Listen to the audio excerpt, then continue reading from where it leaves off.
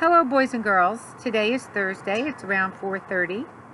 I'm hoping that you had a great day today and that you were able to finish all of your schoolwork. It's well after 4 and so my school work day is over, but I find the best time for me to do the super stories is once my work is over. Because today is such a nice day, I thought I'd read to you outside. It always makes me think of the seashore when the sun is out like this. And while it's certainly not warm enough to go swimming, it is nice to think about being at the shore. That is my favorite place.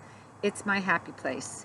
So today, I'd like you to just imagine, as I read the story, that it is a bright summer day and that we are not remote learning and that it is time for us to play at the beach.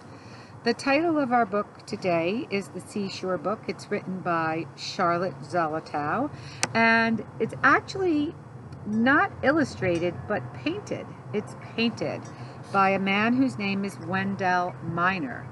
The pictures in this book are quite beautiful, and they do remind me of paintings that I've seen at the seashore. Look at that beautiful painting of a seagull.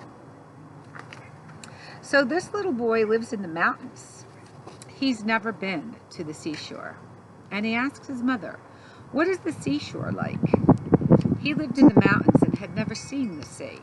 His mother smiled and said, "Let's pretend." It is early morning at the seashore, and it's hard to tell where the sky starts and the ocean stops. There are some smoky gray clouds in the sky, and the mist shifts from gray to dark white, from dark white to pale purple, from pale purple to hazy blue, and then suddenly the sun breaks through. It warms the cool sand, it turns the sea green, the beach is golden gray. You run down to the water's edge, one small dark spot against the beautiful sand and sea. Look at him in the sand. Can you just close your eyes and think about this? You bend over and pick up a stone washed smooth by the sea. You find a tiny brown snail shell and oyster shells, crusty gray outside and smooth pearly pink inside. You pick up a clamshell half open, and inside a live clam snaps the shell closed. "In my hand?" the boy asks.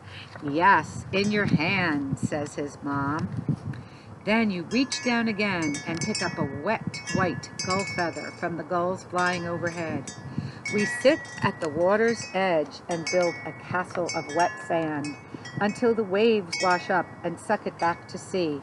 The cold water makes your skin feel like peppermint, and you are tired. Running in the waves does make us tired, doesn't it, boys and girls?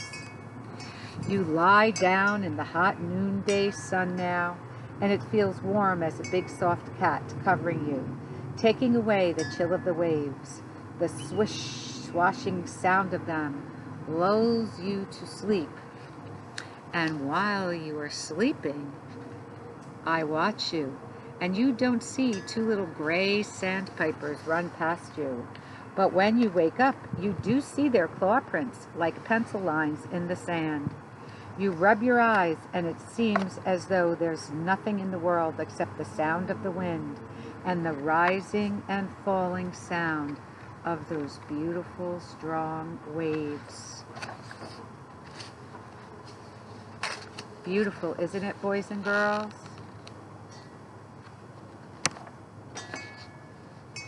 You stand and look at the ocean.